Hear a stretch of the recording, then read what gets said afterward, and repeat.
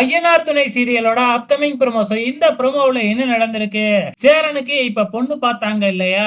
அந்த பொண்ணு சேரன் பேசுறத பார்த்துட்டு வேணாம் அப்படின்னு சொல்லிடுச்சாட்டுக்கு. இதனால சேரனோட கல்யாணம் மறுபடியும் நின்னு போகுது.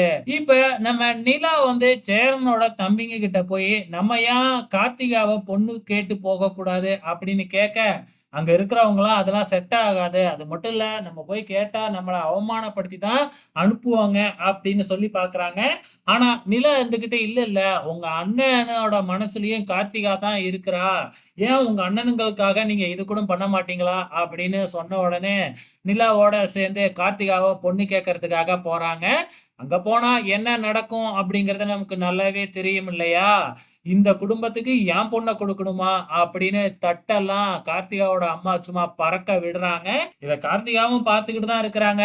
ஆக மொத்தத்துல கார்த்திகாவுக்கும், சேரனுக்கும் தான் கல்யாணம் நடக்க போகுது அப்படிங்கிறது உறுதியாயிடுச்சு. பொறுத்திருந்து பார்க்கலாம்.